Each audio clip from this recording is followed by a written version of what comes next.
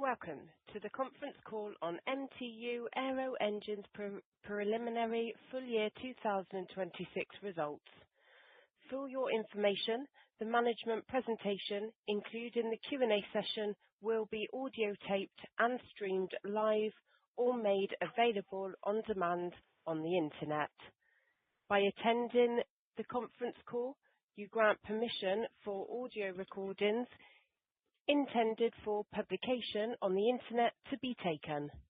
The speakers of today's conference call are Mr. Dr. Johannes Bussmann, Chief Executive Officer, and Mrs. Katja Garcia Villa, Chief Financial Officer. Firstly, I will hand over to Mr. Thomas Franz, Vice President, Investor Relations, for some introductory words. Thank you, Heidi. Good morning and welcome to our conference call for MTU's preliminary full year results 2025. We'll begin today's session with Johannes sharing some thoughts on strategic priorities and a business review. Following that, Katja will walk you through the financials of the year 2025 as well as the guidance for 2026. To close the presentation, Johannes will summarize the key takeaways before we open the floor for your questions in the Q&A session. With that, it's my pleasure to hand over to Johannes. Thank you, Thomas, and a warm welcome to everybody. As already announced during the course of the Q3 call, I would like to share some key priorities of MTU's way forward with you. First of all, MTU has a communicative growth agenda, and I am completely committed to execute on that one. This means we will expand our footprint internationally and invest in even more technological capabilities. Through our expansion in Hanover, Berlin, China, and especially our new LEAP facility in Fort Worth, Texas, we are leveraging our global presence. With this, we support the growth of our MRO business and increase efficiency to serve our customers even better. With the latest development of the GTF, we have the most efficient engine in the narrow-body market. We developed this technology together with our partners and will continue to enhance this technology even further to be perfectly prepared for the NGSA. My ambition is to provide an even larger share in the upcoming program. As an addition to the conventional engine, we have entered into an agreement with Airbus to develop the flying fuel cell. Due to this, we will be an enabler for our client to emission-free flying in the future. Given the significant improved free cash flow generation in 2025 and our planning for the next years, we are committed to focus on shareholder value by increasing the dividend by 64% from €2.20 to €3.60 in 2025, representing a payout ratio of 20%. We are on our way to reach our 40% payout ratio target. Let's have a look on the next slide. Let me walk you through our major achievements in 2025, starting with an overview of our key financial results. In 2025, we delivered on our financial guidance and are pleased to report that the strongest performance in MTU's history has been reached. Revenue reached €8.7 billion. EBIT increased to €1.35 billion, resulting in a very strong margin of 15.5%. Free cash flow rose to €378 million, also a new all-time high despite the financial impact of the GTF fleet management plan. Based on this performance, we will propose a dividend of €3.60 per share to the AGM, representing an increase of 64% year on year. In addition, we will present our 2026 guidance today and an important next step on our way to achieve our 2030 ambition. Let's take a look at the market environment in general. In 2025, our industry continued to gain momentum. Demand again exceeded available capacity, and despite persistent supply chain challenges and a more uncertain macro environment, airlines were highly resilient. Passenger traffic grew by 5.2% and cargo volumes by 3.1%, reaffirming the sector's strong fundamentals. This performance came despite headwinds from US tariffs and a weaker US dollar factor we managed very successfully. The outlook remains positive. For 2026, IATA expects RPK growth of 4.9% and the cargo traffic to rise by 2.6%, both consistent with long-term structural trends. Robust passenger demand, high-value cargo flows, and expanding global e-commerce continue to support the industry, while limited aircraft availability keeps utilization and load factors at an elevated level. This environment plays directly to MTU's strength. Our supply chain is built to support customers on both OEM deliveries and the aftermarket, positioning us well to capture ongoing demand. Overall, the market indicators are fully in line with our Plan 2030. Our current order book stands at $29.5 billion, which technically means we are sold out for the next 3 years. To sum this up, MTU is exceptionally well positioned to benefit from market dynamics in 2026 and beyond. Let's have a look at the commercial OEM side of our business. In 2025, demand from new commercial engine remained exceptionally strong. We recorded more than $2 billion in new orders, driven by the GTF, GEnx, and GE9X program. For the GTF alone, customer placed orders and committed for more than 1,500 engines. And 2026 also started on a solid note for the GTF. Vietjet selected the PW1100 to power 44 A320neo family aircraft. Customer confidence in the GTF remains high. With commitments for more than 13,000 GTF engines, the order book is now roughly twice the size of the active V2500 fleet. The strong position of the GTF is visible for the program after just 10 years in service. Since 2016, the GTF family has accumulated over 15 million flight hours on more than 2,600 aircraft, safely carrying more than 1.7 billion passengers. Its fuel efficiency has enabled airlines to save more than 2.8 billion gallons of fuel. And the journey continues with the next major milestone, the entry into service of the GTF Advantage later this year. An engine that provides even better performance metrics and will carry the success even further. On the customer side of the GTF program, the fleet management plan continues to make solid progress in line with our expectations. Turnaround times are improving, material availability is stabilizing. With RTX reporting significantly higher MRO output and airlines confirming an easing of the AOG cases, we expect the situation to continue to improve throughout 2026. Compensation payments remain on track.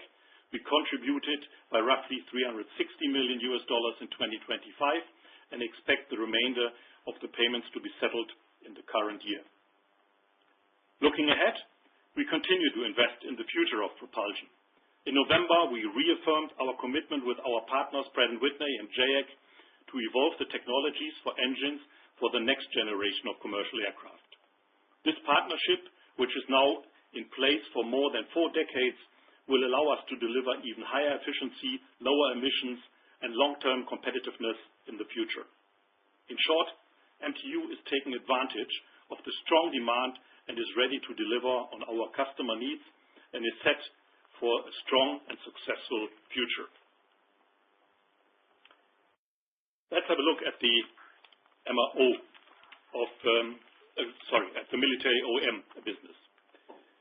Over the past 2 years, we have seen strong order momentum for the Eurofighter engine program. The core nations, Spain, Italy, and Germany, together with export customer Turkey, placed engine orders for more than 80 Eurofighter aircraft. This clearly demonstrates the continued relevance of the program for Europe's defense capabilities. In the United States, demand for the heavy-lift helicopter remains high. The U.S. Marine Corps has ordered an additional 99 units.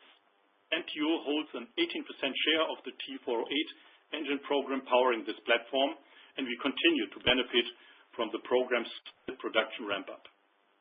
At the same time, our OEM business for the TP400 is secured until 2029, with additional export opportunities offering meaningful upside as the A400M continues to attract international interest. Looking ahead at the future of military propulsion in Europe, we have joined forces with Safran and MTU Aero to develop a potential next-generation helicopter engine. This partnership positions us well to support future European defense platforms with advanced propulsion technologies. And while recent headlines around the FCAS program have been mixed, we remain confident that the partner nations will find a constructive way forward. It is essential for Europe's long-term defense sovereignty to develop their own military products, and MTU is fully committed to do this. In short, through our programs, partnerships, and long-standing expertise, MTU contributes meaningfully to Europe's long-term defense readiness. Now we come to the commercial MRO side. On the next page.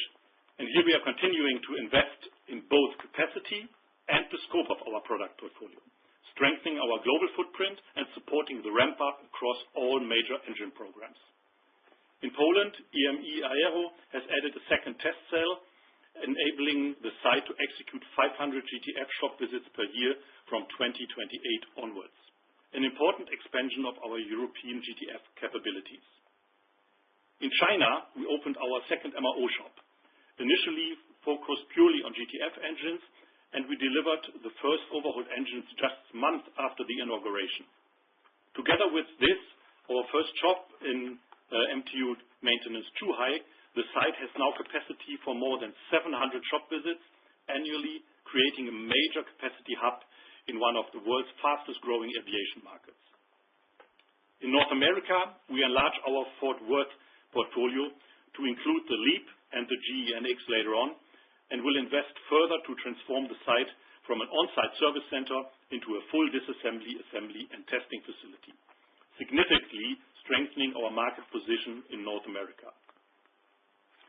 At MTU Maintenance in Berlin, we introduced full MRO capability for the PW800 and are about to increase our industrial gas turbine capacity by around 30%, supported by targeted investments, including the new IGT hall already under construction. In the broader IGT segment, we have deepened our collaboration with GE Aerospace to expand activities in the marine sector, opening even additional market opportunities. Taken together, these initiatives significantly enhance MTU's global MRO network and technical capabilities. As we execute this expansion, our focus remains clear, supporting the ramp-up and enabling sustainable, profitable growth. On the technology side, we reached important milestones in developing further propulsion concepts.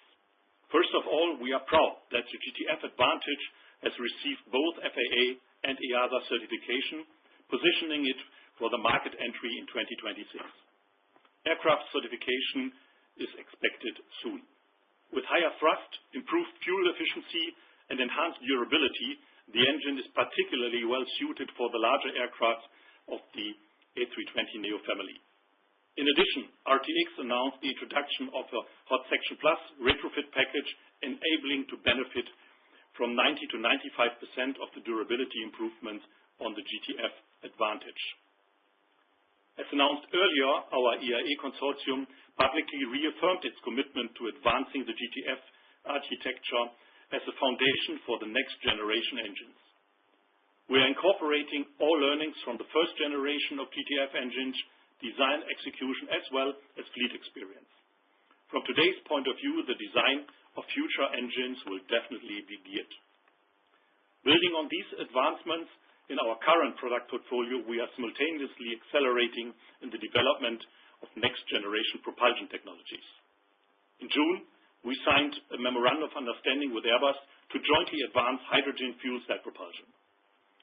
Within our own technology program, the flying fuel cell, we have made significant progress. The design has been finalized, early tests have been successfully passed, and we have commissioned a dedicated flying fuel cell test bed in our Munich site. This marks a major step towards an extensive test campaign for this technology.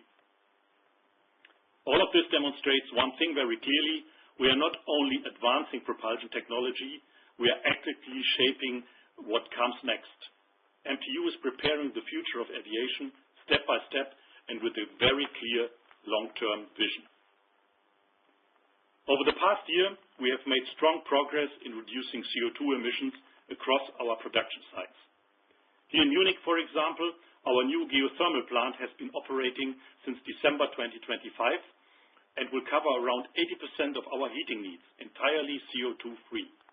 The 71 degrees Celsius thermal water is sourced from a depth of more than 2,100 meters and will provide clean, reliable heat well into the future.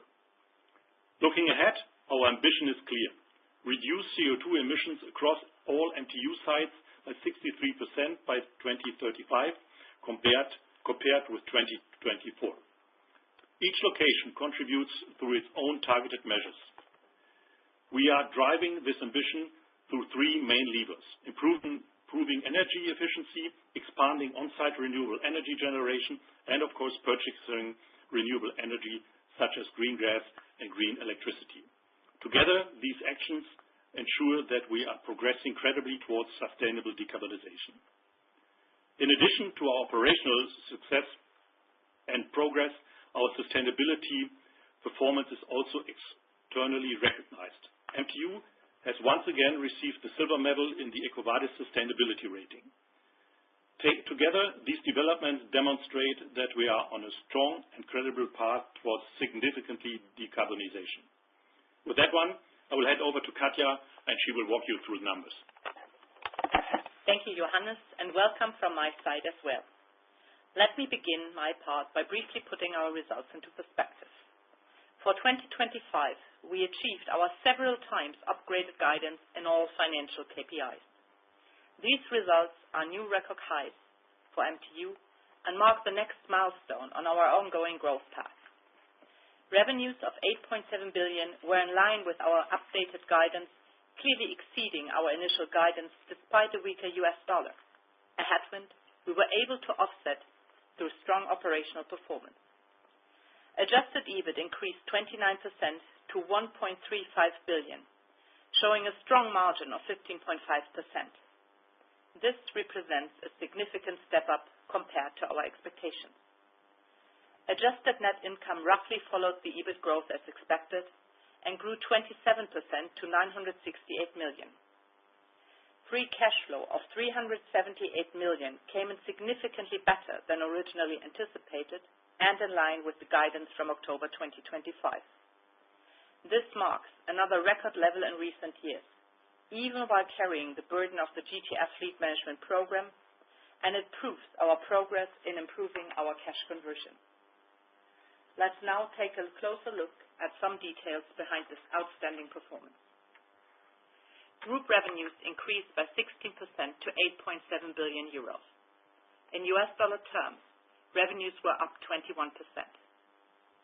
This strong performance was driven by our commercial OEM business, which benefited from a favorable mix in engine deliveries, including a higher share of spare and leased engines, as well as the expected growth in spare parts revenues. We also achieved strong sales growth in the MRO segment, supported by continued momentum across our activities there. Adjusted EBIT rose over proportionally by 29% to 1.3 billion euros, resulting in a margin of 15.5%. The excellent result was driven by the above-mentioned business mix effects. Adjusted net income grew by 27% to 968 million euros. Growth was influenced by higher interest expenses associated with new financial instruments. The higher earnings translated into a strong free cash flow of 378 million euros, an all-time high for MTU. This level exceeds the previous peaks of 2019 and 2023, even though the expected impacts from the GTF fleet management plan were fully reflected. Airline compensation payments amounted to roughly $360 million. Let's now move on to the business segments. Let me begin with the OEM segment. In Q4 2025, total OEM revenues increased by 11% to 817 million euros. Therein, commercial OEM revenues were up 13%, reaching 621 million euros. In Q4, organic growth in commercial OE and US dollar sales increased by a low to mid-teens percentage. As anticipated, Q4 OE sales included a higher share of installed engines. Organic spare parts sales in Q4 in US dollar grew in the low to mid-teens range. Drivers were both narrow-body and wide-body engine platforms. Military revenues increased by 6% in Q4, marking the strongest quarter of the year. However, delays in the supply of parts and modules required for the planned deliveries limited the level of growth we anticipated, resulting in a stable revenue versus 2025.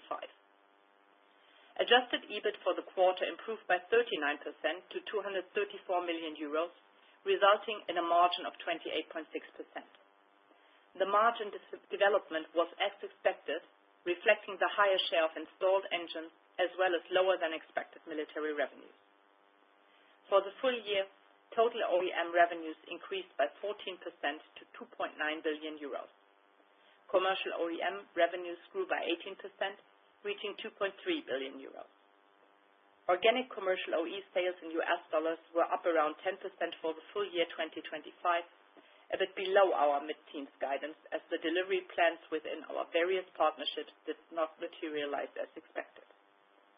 Organic spare parts US dollar sales for full year 2025 increased in the low teens range. Drivers were both narrow-body and mature wide-body platforms. Overall, this performance drove adjusted EBIT up by 43% for the full year to 873 million, delivering an excellent margin of 30.4%, clearly exceeding our expectations for the year. Let us now move on to the commercial MRO business.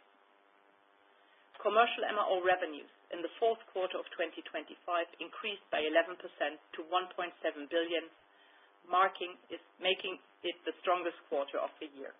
In US dollars, Q4 revenues were up 22%. Key revenue drivers in the fourth quarter were the GTF, the CF6, and the MLS leasing and asset management business. Revenues from CFM56, CF34, and CF6 platforms also increased compared to Q3 2025. The GTF MRO revenue share in the quarter was around 41%. In Q4, adjusted EBIT decreased by 11% to 123 million, resulting in a margin of 7.4%. The margin reflected the higher share of GTF MRO revenues, as well as ramp-up costs at MTU Fort Worth. For the full year 2025, commercial revenues rose by 18% to 5.96 billion euros. In US dollar terms, revenues increased 23%. Significantly exceeding our full-year guidance of mid to high teens growth. Revenue growth in 2025 was broadly spread. The GTF delivered strong performance, while the CF6-80, GE90, V2500, and our IGT business also recorded solid growth. In addition, MLS leasing and asset management delivered the expected operational performance, further supporting overall results. GTF MRO accounted for 40% of total MRO revenues, in line with our full-year expectations. Revenue recognition accelerated in the second half of the year, driven by broader work scopes, improved material availability, and shorter turnaround time. Adjusted MRO EBIT increased by 9% to 478 million, resulting in a margin of 8%. Margin development was mainly influenced by the GTF MRO mix, ramp-up costs for the LEAP MRO at MTU Fort Worth, partly compensated from an equity contribution, particularly from MTU Zhuhai. Overall, the MRO business delivered a strong performance in 2025.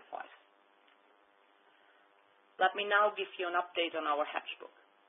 As you can see, we have further increased our hedge coverage over the past months since the release of our 9-month results. For 2026, we have now hedged around 80% of our net US dollar exposure at an average hedge rate of 113. Looking further ahead, we continue to build our hedge position at higher average hedge rates, reflecting the currently weaker US dollar. Please keep in mind that the purpose of our hedging strategy is to reduce the impact of US dollar exchange rate fluctuations on our EBIT. A 5-cent movement in the US dollar exchange rate would translate into an EBIT effect of roughly 20 million euros. Overall, our hedge book secures a high degree of visibility and stability for 2026, giving us a solid foundation for the year ahead. Before moving to the guidance, let us have a look on our progress on the finance side. Our net debt currently stands at around 1.1 billion euros, resulting in a net debt to EBITDA ratio of below 1. That is a very solid level, fully in line with our midterm guidance of a leverage ratio of 0.5 to 1.5, and gives us the financial headroom we need to execute on our priorities. Our strong balance sheet is also reflected in the credit ratings from Moody's and Fitch, both of which assigned an investment-grade rating to MTU. Moody's upgraded its rating from Baa3 to Baa2 with a stable outlook in August 2025, while Fitch confirmed its BBB rating with a stable outlook in September last year. At the beginning of January, we issued a new convertible bond with a volume of 600 million euros. We used the proceeds to repurchase our outstanding 500 million euro convertible bond that would have been due in July 2027. This transaction allowed us to reduce the potential dilution for our shareholders by around 300,000 shares, a clear and tangible benefit. As already stated by Johannes earlier, we intend to propose a dividend of 360 per share at our annual general meeting in May 2026. This represents an increase of €1.40 or by 64% compared with last year and corresponds to a dividend payout ratio of 20%. This is a clear signal of our gradual return to our targeted long-term dividend payout ratio of 40%, a ratio we temporarily suspended due to the GTF fleet management plan. All in all, these measures strengthen the financial flexibility and solid balance sheet that underpin MTU's long-term growth strategy. So let's now come to the key drivers for our guidance 2026. As Johannes already mentioned, the market environment remains highly favorable for the aviation industry, and MTU is well positioned to benefit from this momentum. Overall, we expect engine deliveries to increase in 2026 with a higher share of installed engines. For the GTF, we will support these deliveries in line with our market share, contributing to the production ramp-up while ensuring sufficient spare engine availability for our airline customers. Following RTX announcement, demand for spare and lease engines remains strong, and on the GTF, we expect this to stay broadly flat in absolute terms compared with 2025. For the GEnx, we expect higher volumes driven by Boeing's plans to increase 787 production from currently 8 aircraft per month to around 10 in 2026. Deliveries of the first GE90X are targeted for this year, although the official entry into service of the first B777 has been delayed to 2027. Putting this together, we expect organic US dollar OE revenues to grow in the mid to high teens range in 2026.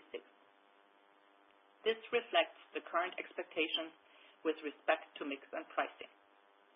Commercial spare parts are expected to remain a strong revenue contributor. The V2500 should be up, supported by high utilization of the A320ceo fleet and increased material demand and work scopes in shop visits. We expect continued growth in GTF spare parts, driven by the GTF fleet management plan as well as ongoing durability improvements. Mature engine programs are expected to remain broadly stable or show a slight decline. Overall, this points to low to mid-teens organic spare parts revenues growth in 2026.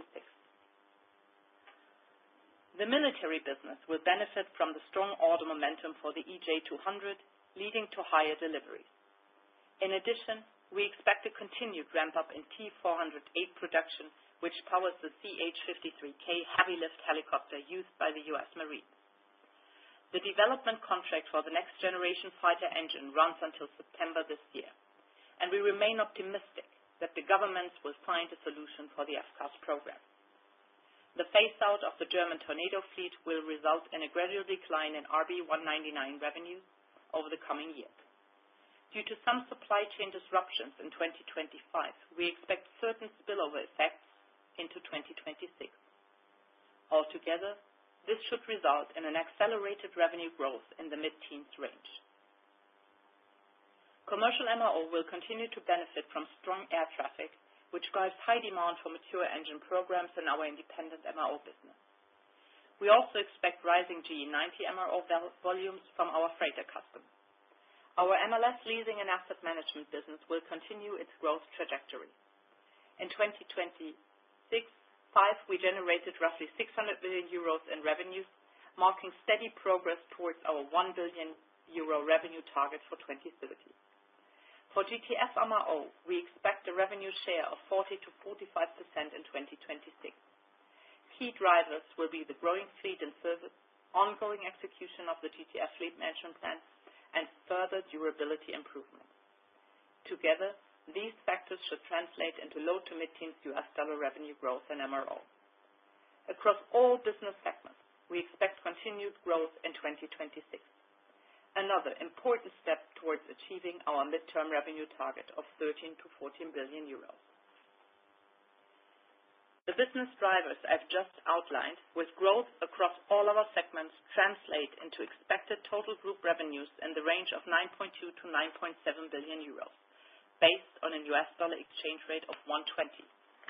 Adjusted EBIT is expected to come in between 1.35 and 1.45 billion euros, above the 2025 level. Positive contributions will come from continued strong spare engine sales, partially offset by a higher share of installed engines. The spare parts business and the military segment will also contribute and support absolute EBIT expansion. The 40 to 45% GTF MRO share will have some impact, as will our investments in Fort Worth and the ramp-up of MTU maintenance Gen 1. At the same time, the ongoing strength of our independent MRO business and further growth in our MLS leasing and asset management activities will drive the margin. Overall, the group margin guidance for 2026 remains well within the corridor of our midterm guidance. For net income adjusted, we expect growth broadly in line with adjusted EBIT. With regards to our cash conversion rate, we expect further improvement to 45 to 55%, mainly driven by lower GTF AOG compensation payments and stronger earnings. As you can see, we are well on track to deliver our 2030 ambition across all key performance indicators. Our 2026 revenue outlook of 9.2 to 9.7 billion is broadly in line with the revenue CAGR implied by our 2030 ambition. Our 2026 adjusted EBIT target of 1.35 to 1.45 billion also implies the margin within our guided 2030 corridor of 14.5 to 15.5%. Our cash conversion rate is set to improve significantly, from 39% in 2025 to 45 to 55% in 2026, representing another step towards our 2030 ambition of reaching a high double-digit level. As you know, our midterm 2030 ambition remains unchanged. Since the future development of the US dollar exchange rate cannot be predicted, we've included our well-known US dollar sensitivity, noting that our 2030 ambition is based on an exchange rate assumption of 1.10. This concludes my presentation, and I would now like to hand over to Johannes for the closing remarks. Thank you, Katja. Let me close our presentation with some key takeaways for you. MTU has delivered an excellent performance in 2025, despite all the headwinds that we were facing, and have been reaching new record highs. The GTF fleet management plan is on track financially and technically, and the financial burden will start to ease. We continue to execute on our technology roadmap to support our customers worldwide on their ambitions. The market environment remains positive for the entire industry, and MTU is extremely well positioned to benefit from this growth all around the world. We have provided a strong guidance for 2026, fully aligned with our growth plan towards our midterm target for 2030. This will translate also into improved free cash flow, allowing us to even further strengthen shareholder value. MTU continues to represent a highly attractive investment with exposure to long-term profitable growth. So thank you for your attention so far, and now we are happy to take your questions. Thank you very much. We will now begin the question and answer session. If you'd like to ask a question, please press star 11 on your touch tone telephone. The operator will announce your name when it's your turn to ask a question. In case you wish to cancel your question, please press star 1 again.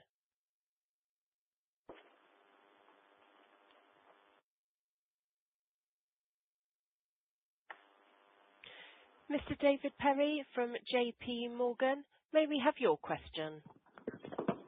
Yes, thank you.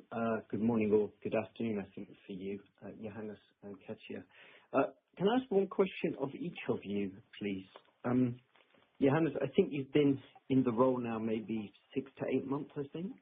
So I'm just curious whether you see any real scope for operational improvement. I know MTU is a well-run company already, but in particular, I'm thinking about the FX headwind that the company could face and whether there's anything operationally you could do to offset that. And then, Katja, for you, thanks for the comments on the free cash flow bridge to 26, and you talked about lower GTF compensation payments. Just can you talk about some of the other moving parts, please? I think some of the feedback I've heard from investors was they thought it could be a little bit better than your guidance in 2026. So maybe just some of the puts and takes on the cash flow would be helpful. Thank you. Yeah, improvements of operations are, of course, a topic that we're dealing with every time. And I think the expansions that we talked about, especially in 2025, also showed already that we have a really steep learning curve on existing facilities and building up new facilities with even better processes, combining what we have learned in other parts. And that our operational performance is in at least some areas second to none, proves with the GTF. The moment we are best in class in the network with the shortest turnaround times, and that's of course what we also want to provide as a service level for our customers in the other side. And that is what we are working on. It's a lot of work, of course, that is done in the different facilities, but I see progress there and strong willingness of our colleagues to improve that even further. And with the inductions coming in, of course, that also helps, because if you have volume, the repetitiveness is increasing, and by that, the learning curve is even fostered further. Okay, David, and then I would take over here to talk about the cash flow topic. So overall, despite the fact that we do see less impact from the GTF fleet management plan on the AOG side, with approximately expected $250 billion still impacting our free cash flow for 2026, we're also facing still an increase in the GTF receivables for the pre-finance shop visits. As you remember, we also elaborated on that part during our 9-month call, stating that we will see further increase in those pre-finance shop visit receivables over the next couple of years before we start to see that turning rather later in the end of this decade. Another topic that is a headwind, so to say, for our free cash flow is the ramp-up of our facility in Fort Worth and Texas, where we expect to see a high double-digit impact on our free cash flow, building up the inventory to operate the facility. Thanks. It's very clear. Thank you. You're welcome. Thank you. We will take our next question. Mr. Christophe Menard from Deutsche Bank, may we have your question? Yes, good afternoon. Thank you for taking my question. I had actually two. The first one is on the OE commercial guidance in 2026. Your guidance, could you detail in terms of volumes, what you intend to the growth in GEnx and in GTF, because it seems to be a higher number than what Airbus has been guiding us to. And I would have been keen to, you mentioned several times IGT on this call. Could you tell us what is the contribution both to OE and MRO at this point in time, and where you see this going forward in terms of contributing to earnings and sales? Thank you. Yeah. Hello, Christoph. So first of all, with regards to the OE commercial guidance, there are a couple of moving parts, so to say, in this OE commercial guidance, and it's not just the GTF. Yeah. So we have the GTF, we have the GEnx that is growing. We do see first deliveries in the GE9X that is moving. So these are figures, but also some other smaller Pratt & Whitney Canada engines will contribute to the growth, and that's why our figure is more a blend and a mix of the different programs that we are in compared to what Pratt has communicated. The IGT part is part of our MRO segment, so this is where you can find that. The expectation is that this is a very profitable business that is continuing to grow. We are investing in the Berlin plant to be able to support the growth and also the customer demand that is out there, which is partially driven by a law in Germany, for example. There we do see more business coming around the corner, but also internationally due to the peaks in power supply and the increase in the how's that called, in the artificial intelligence area. There's more need for short-term peak power supply, and therefore this is a business expansion that we do expect. Thank you very much. Thank you. We will take our next question. Mr. Robert Stallard from Vertical Research, may we have your question? Thanks so much. Good morning. Morning. I just wanted to follow up on that last question on your guidance versus Airbus, and in particular those comments that Airbus made on the GTF. I was wondering if you could elaborate on this situation and what is causing this disagreement between you and your customer here, or at least Pratt & Whitney's customer. And then secondly, on the V2500, I was wondering if you could give us your latest thoughts on the trajectory for shop visits on this engine and also work scope as you work through 2026. Thank you. Okay, thanks.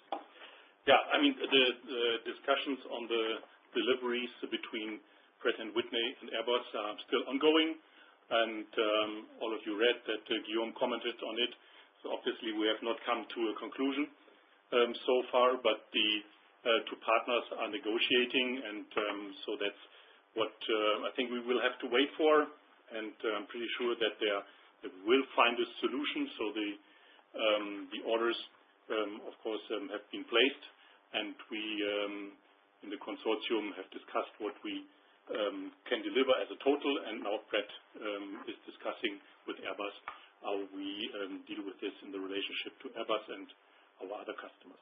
That's from our side all we can comment on that one. On the V2500, I think the numbers speak for itself. We have around 15%, roughly 15%, that have not even seen the first shop visit. We have another 35% in operation that has not seen the second shop visit. So that means half of the installed fleet is well into the lifespan of the engine itself. So from that perspective, we still plan with induction of the MRO sites for the V2500 to be ongoing for quite a while. And this is something with the growth of the overall aviation market that we discussed earlier on. I think something that is shared by a lot of our colleagues and market participants. And that's why we are also in the MRO shops still preparing for further inductions of the V2500 for the coming years.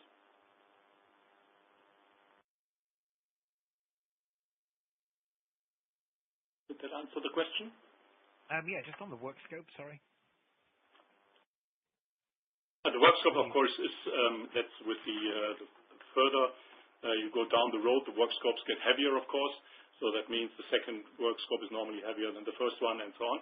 And that's, of course, something that is helpful for the MRO business, and that will drive our numbers and also the work scopes inside the shops. And that is, I think, the normal behavior that we have seen on engines also for many years. Okay, that's great. Thank you very much. Thank you. We will take our next question. Mr. Ian Douglas-Pennant from UBS, may we have your question? Thanks very much. Yes, Ian Douglas-Pennant at UBS. So the first is on cash flow, please. So you mentioned pre-finance shop visits, which I think is the imbalance payments line item on your balance sheet. Could you just help us size how you see that effect? I mean, firstly, just remind us the 2025 impact on cash flow from that, and then also could you just help us think about sizing that in 2026, 2027 as well, please, either qualitatively or quantitatively is useful. My second question is on the aeroderivative or the IGT business. Are you worried or thinking about here the possibility of increased competition from aircraft engines being converted to be used as aeroderivatives, as we've seen one of your peers talking about? And have you looked at doing that yourself, given that you have, almost unrivaled expertise here? Thank you. Well, I think I take the first part, Ian. So we don't specifically provide numbers on the growth of our aftermarket compensation payments. What I can say is that we expect that to continue to grow year over year and therefore still have an impact on our cash flow development over the next couple of years. We expect that to turn rather later in the not in the century, rather late, in the decade, and you can see the position itself under other financial assets in our balance sheet. And these are receivables and no compensation payments. So currently we're still building up those receivables for the pre-finance shop visits, but sorry, I cannot share any details on the coming year. Maybe you take. Yeah, I take the second part. I'm pretty sure you relate to the F-type power announcement some time back. And of course, the conversion of aviation engines into power generation units could be an attractive adjacent business for MTU. So it's for the LM 2500, it's CF6-6 and the 6000 and the 6-80. That's a business we are in for already a long time and have even deepened our collaboration with GE Aerospace. So that's something that we are, of course, seeing good market opportunities into. That said, the attractiveness of the conversion into power generation ultimately also depends on the scale of the addressable market and availability of feedstock for these engines, of course.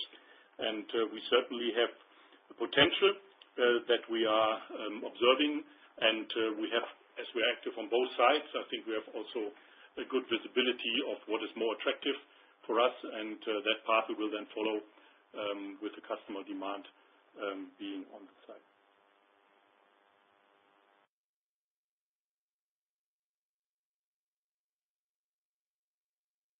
Thank you. We will take our next question. Miss Chloe Lemarie from Jefferies, may we have your question? Yes, good afternoon, Johannes and Katja. If I could start with actually a follow-up on your comments on inventories. First, could you comment on the driver for the growth in 2025, and in particular in Q4, where typically you actually unload a little bit of those inventories? And where should we assume this stabilizes going forward in terms of days of sales, please? The second question is on OE sales. Could you share maybe what's the impact of mix on top of the 10% organic growth that you report? And on your 2026 guide, did I understand well that your current guide for mid to high teen actually also includes the impact of a mix, or does that come on top? Thank you. Okay, so let me start with the inventory question first. You remember that I said, for example, in the military business, we were not able to fulfill all the deliveries that we originally anticipated for the quarter, despite the fact that it was the strongest quarter in deliveries. So that also had us stay with more inventories than originally anticipated. Let me say it like this. I'm sorry. I didn't get the second question entirely about the mix in the guidance, Chloe. I'm sorry. Yeah. So in 2025, you talk about 10% organic growth in OE. But obviously the spares and the spares mix and the overall pricing mix, I guess, is additive to that. So if you could maybe share just, what kind of roughly if you could scale this, and how it impacts 2026 as well. So, as you know, our organic growth rate does not account for any changes on pricing or on share between spare and installed engines overall. So what we've done now for 2026 is that 2026 reflects the current expectation with regards to mix and pricing, and this is what we've laid out. Okay. If you can just follow up on the inventory question. So you said that in 2026 you expect a high double-digit headwind from working capital from the Fort Worth ramp, I guess. But overall for inventory, is that the total amount that we should assume, or is it going to be like a higher headwind year on year? That was a specific headwind that I would like to point out because we never quantified the amount that specifically before, so that was why I mentioned the MTU Fort Worth inventory step up. Overall, as you know, that with the growth of the business, we will also face some increase on the inventory side, despite the fact that we do our very best to manage our inventories as efficiently as we can. Perfect. Thank you very much. Thank you. We will take our next question. Mr. Rory Smith from Oxcap Analytics, may we have your question? Oh, hi, it's Rory from Oxcap. Thank you for taking my questions. I just wanted to come back to that point on spares, and I was hoping you'd be able to give a number for spare engines actually shipped in Q4, and what that was in the first 9 months of 2025. And then the second question, in terms of the MRO segment and the guide for the GTF share there, 40 to 45% in 2026, is it possible to get any sort of sensitivity on margins, whether it comes in at 40 versus 45, what we can kind of get some guide rails around that? And then my third and final question is just on the GE9X. You've obviously called that out, it's delayed. Entering service is 2027 now. How does that actually impact your financial statements? If you could just frame that for us financially, that would be really helpful. Thank you. Okay. So with regards to the split between spare and installed engines, you know that as those information are also not disclosed by our partners in the network, there is also no way that we will disclose those details. I think what is clear when you look at the fourth quarter of last year, we said that there was a higher share of installed engines and that had for sure an impact on the margin of the OEM segment. The MRO guide for 2026, so there's no way we break down the 40 to 45%, but what you need to see is that the GTF, just from a pure construction of the contract, is rather dilutive to the margin, the higher the share is. So if we have a higher share on the GTF and our revenues, there is an impact on the margin side. And for the GE9X, I think there are two important topics to keep in mind. The GE9X delivery was already postponed a couple of times, and we had built up inventory in our facilities to support the original ramp up, and that still is with us to the largest extent. Yeah. That's very clear. Thank you very much. Thank you. We will take our next question. Mr. Samuel Burgess from Goldman Sachs, please may we have your question? Good afternoon, both, and thanks for taking the questions. Just a couple of questions from me, please. Just to follow up on the Fort Worth point, I mean, you talked about the impact of on working capital from the inventory ramp up. I think the first induction of LEAP at Fort Worth is expected at the end of this year. As we go beyond that to 27, should we expect that to unwind and become a bit of a tailwind to cash rather than a headwind. So just thinking through how Fort Worth starts to contribute would be really helpful. And then just secondly, on R&D, how do you see that evolving next year and beyond? That would be really helpful. Thank you. Okay. So with regards to Fort Worth, first of all, let me correct one assumption. So the first induction of an engine is foreseen already for July of this year. And the induction, like to ramp up the facility itself for the first induction, already comes with a headwind, so with the build-up in inventory.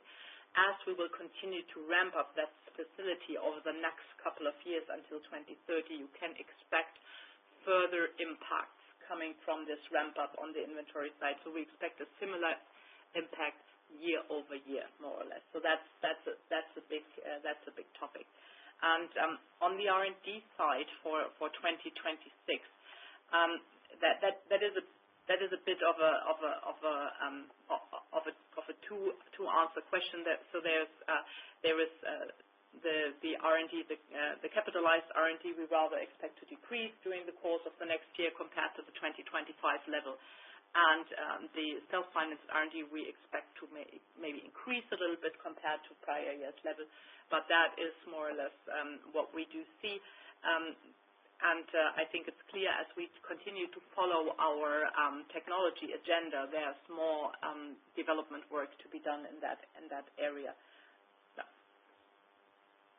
Okay, that's very helpful. Thank you. I would say, yeah. And if you look at the midterm ambition that we have, it's rather a decrease in R&D expected until 2030 overall.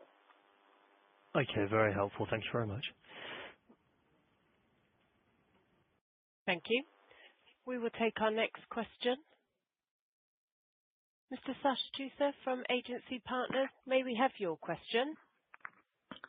Yeah, good afternoon. You stated in the section on military OEM that a constructive way forward on the FCAS project is expected.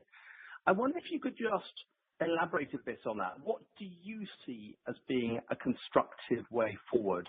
And presumably you are thinking about contingencies for if the program as currently configured does not continue past the end of Q3. What would you do with all those engineers?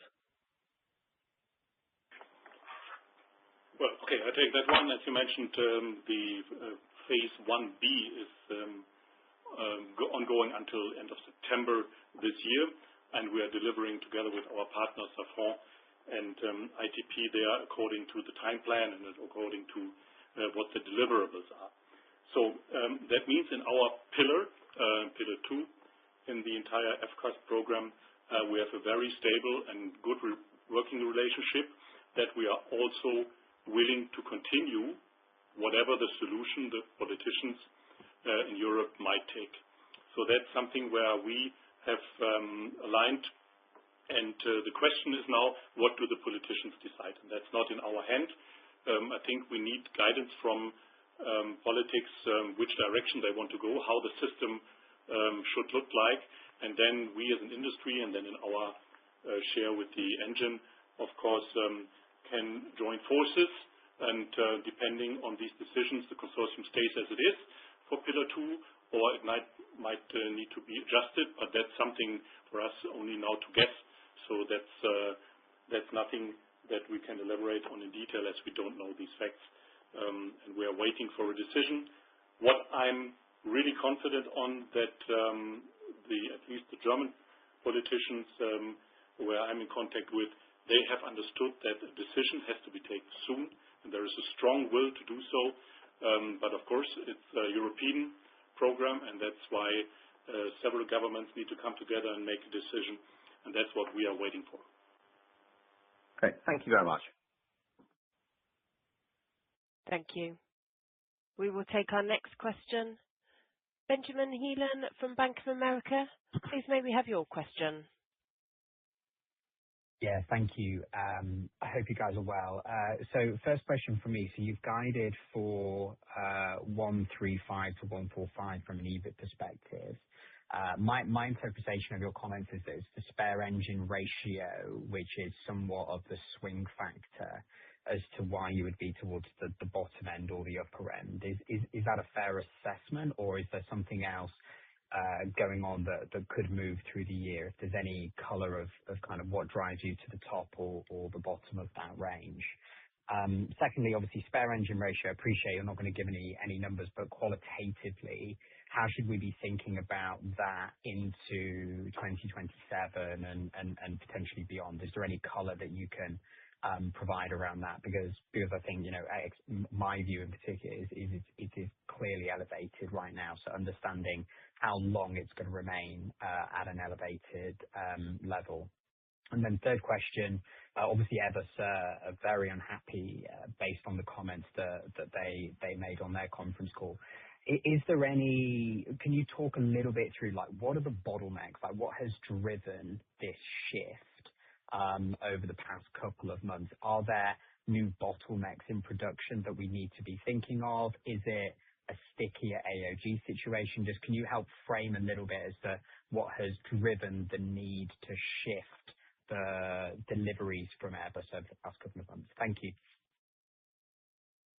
Maybe I start with the financial questions, and then I hand over to Johannes for the Airbus comments. So overall, what we have pointed out on page 20 of our presentation is that there are a couple of drivers that will influence our margin also on the commercial OE side. So we will see an increase in new engine deliveries overall and a growing share of installed engines.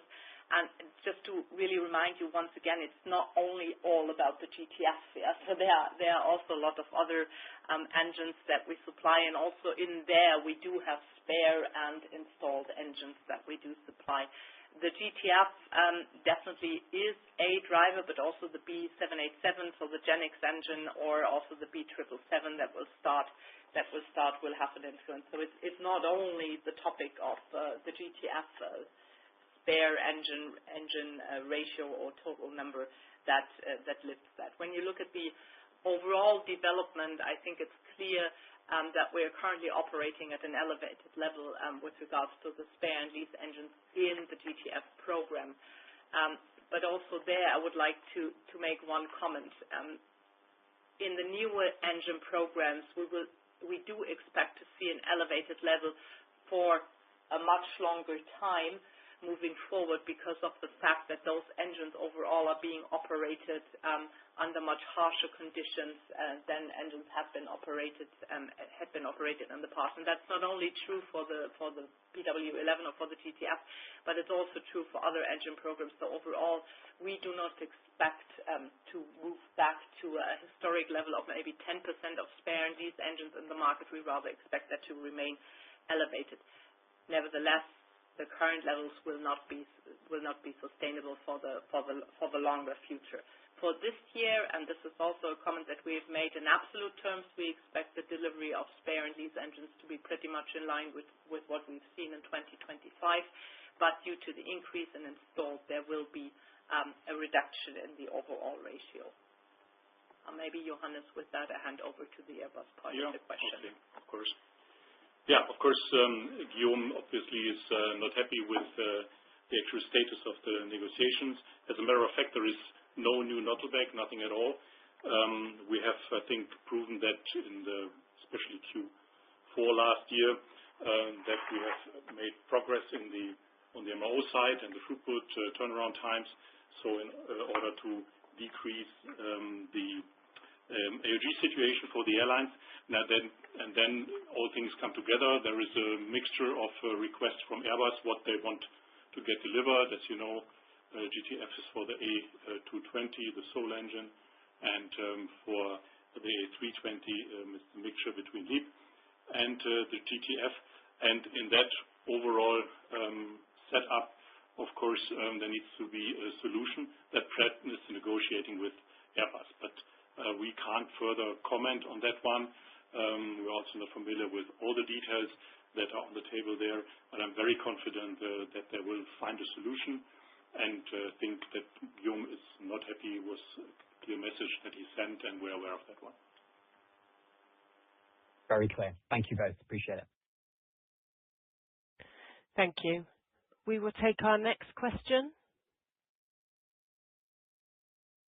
Mr. Aymeric Poulain from Kepler Cheuvreux, please may we have your question? Yes, thank you for taking my question. Most have been answered, but maybe a few more color, please, on the turnaround time. You said there was some improvement in 2025, and you're now best in class. So what is the turnaround time now, and how much more room for improvement do you see in the years to come?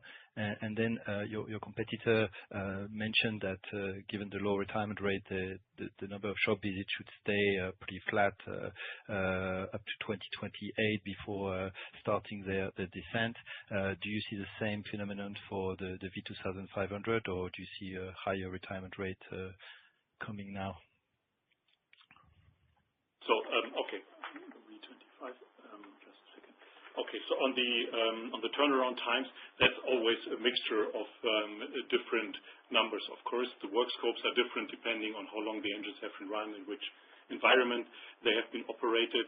So the average turn time has come down. Material availability, supply chain issues have been reduced or at least calmed down. And that's, of course, helpful for the turnaround time in the shops. And within the network, so the partners that are performing MRO, we are sharing these information. So that's nothing that we keep for us. Of course, we want to support our customers to the best possible. And MTU Hannover especially has contributed last year a lot there, because turnaround times and developments have developed in a very nice way to reduce that. On the V25, we still see quite a big portion of engines coming in. 15% are still awaiting first shop visit, 35 second, and then, of course, the remaining 50% are third or even further. And that's something, of course, that will go on for quite a while. So we have quite heavy workload in our shops with that, and with the increased work scopes, life-limited parts coming out of the engine, of course, due to the later shop visits. That's something that is positive for the development of our business, an engine that we know very well and where we have great capabilities also on the repair side. And that's why this will remain for the foreseeable time a quite good and stable business for us. Okay, thank you. Thank you. We will take our final question. Mr. George McWhirter from Berenberg, please may we have your question? Good afternoon. Thank you for taking my questions. In the military business, can you just provide a bit more detail around the supply chain issues that you are experiencing and your confidence that this will be less of an issue this year? And the second question is on your expectations for when the first in-service GTF engines will receive the GTF Hot Section Plus retrofit package. And when do you think you will be able to complete the retrofit of the whole fleet? Thank you. Okay. First was Hot Section. The military business Military, issues okay, with and the the supply chain. Yeah. Okay. Good. Perfect. Yeah, as you know, all military programs run into consortiums, and of course that also has seen the difficulties that we are facing on the commercial side. Volumes are much smaller, so that means the impact of single disturbances is a bit bigger, and so that's something that is calming down as the overall supply chain is coming down, and we have seen slight drag that led to the slightly reduced numbers, but we are also confident that we can compensate on that one this year and the years after. So we don't see any real problems that are remaining and are hindering us from increasing the military side now for the time to come.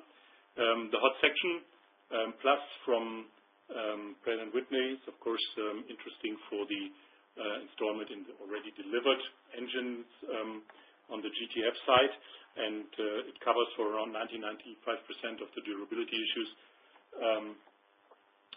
for the existing fleet, and that is, of course, something that we will install during the course of the normal shop visit. So An assumption on how long that takes is a bit difficult, but all customers that opt for this Hot Section Plus thing, we can install it in the normal shop event, and then this comes in. It's not mandatory, so the customer has a choice, and that's why any guess on any timeline is difficult, but we are confident that customers will make use of it.